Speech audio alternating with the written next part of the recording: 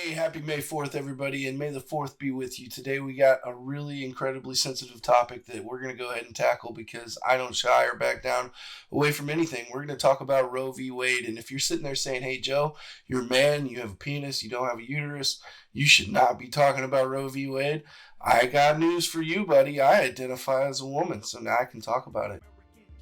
I plead the first, white shirt, blue jeans. I plead the first, American dream. I plead the first, white shirt, blue jeans. I plead the first, American dream. Hey everybody, welcome back to I Plead the First. Today I'm tackling a very highly debated and sensitive topic, and I choose to approach that with some level of sensitivity. There are things that I'm not going to do. What I'm not going to do is I'm not going to have a semantics argument. So I'm going to use terms and words that you as leftists aren't going to agree with. Understand that I'm just not having the terminology semantics argument. I'm not going to entertain it. I will use the language that I choose to use. You can use the language that you choose to use. You know exactly what I mean, and I know exactly what you mean.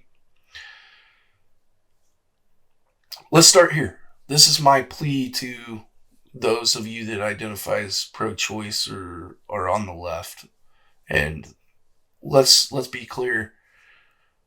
It's nearly 100% of people that are pro-choice are on the ideological left. So if I identify you as the left, don't get all butthurt and say that not all people that are pro-choice are leftist.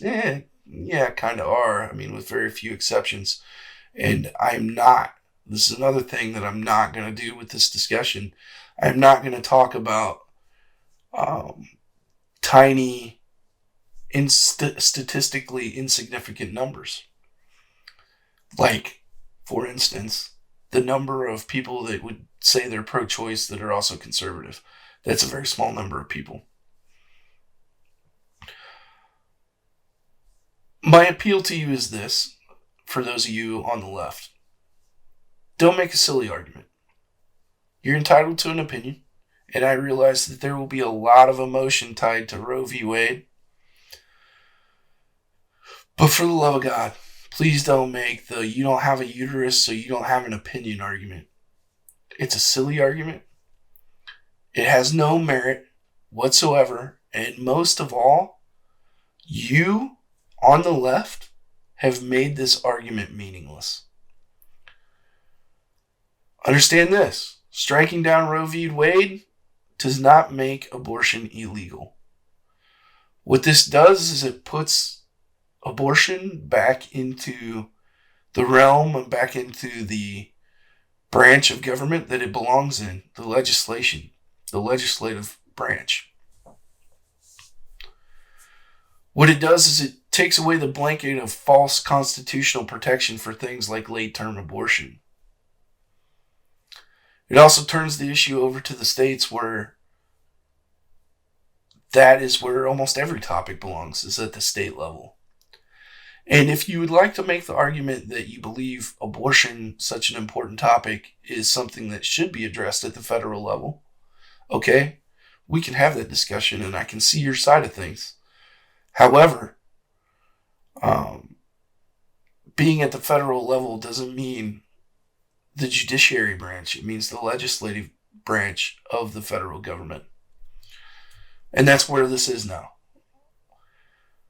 So, here's where we're going to get into. You're going to know where I stand, and I'm going to use terminology that you're not going to appreciate if you're the leftist. But we need to set some guidelines, and you need to understand whether you want to have this discussion or not, we're going to have it. And if you're a leftist that believes a woman has the fundamental right to kill her baby before, say, I don't know, the third trimester, hey, it could be, I don't know. There's lots of ideas and opinions out there. It could be whatever arbitrary deadline that you've set for abortions. Hey, That's another topic and another discussion. If you're that person that believes that it's a fundamental right for a biological woman to murder her children, go to your legislator and tell them that you want that protected. But first, you must define a biological female, and you must admit that males can't have babies. It's too bad for you that you guys just put someone in the court that believes that you can't define a biological woman unless you're a biologist. See, the problem is that people have been telling you guys for years it's a slippery slope, and that once you go so far down that slope, you can no longer have a cogent thought or argument about other topics. And you might be saying, well, what are you talking about, Joe? Well, it's like this. You can't argue that only a woman can have an opinion about abortion and also argue that anybody that wakes up this morning feeling like a woman and identifying as a woman must be treated exactly as a biological woman. That doesn't jive. The logic isn't there. Because here's the deal.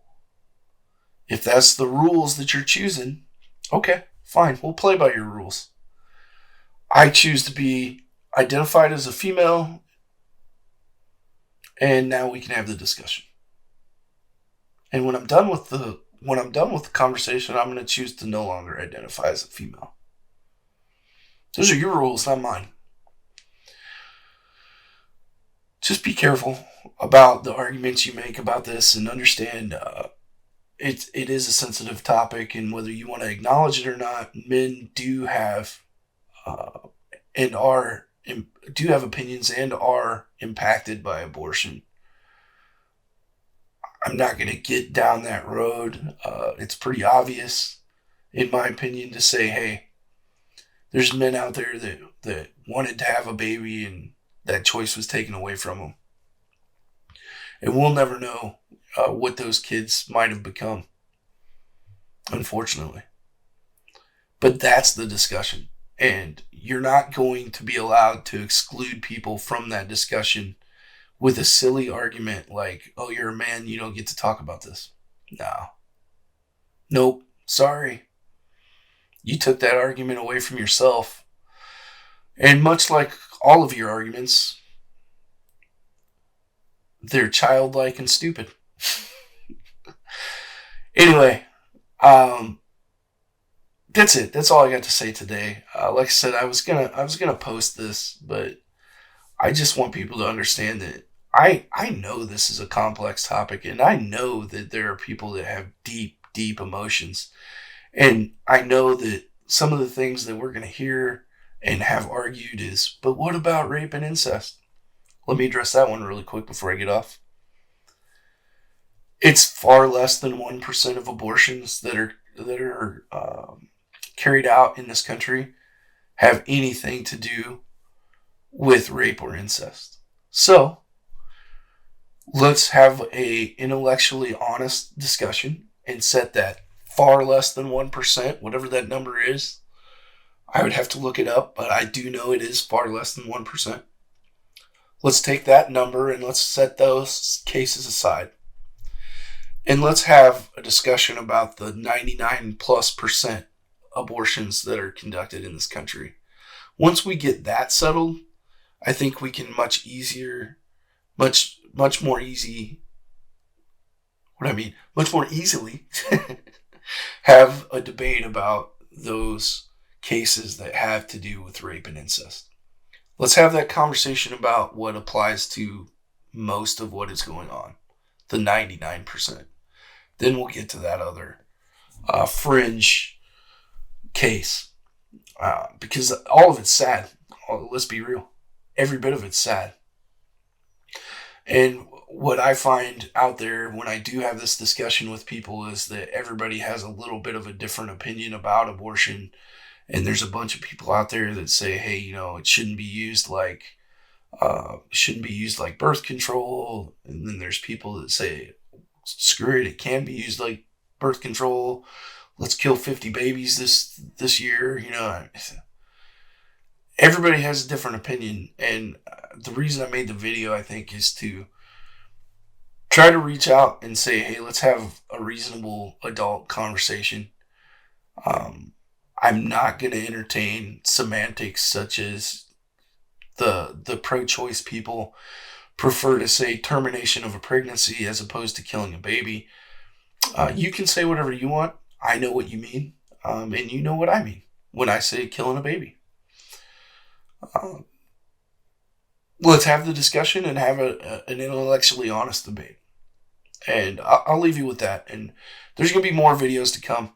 Anyway, if you get where I'm coming from, if you appreciate the fact that I try to approach this with some respect and some empathy to the other side, then hey, like, share, subscribe. If you hate me and think I'm stupid, like, share, subscribe. Anyway, I'll talk to you later, man. We'll see you out there. There's plenty more topics to talk about, and I'm going to be back.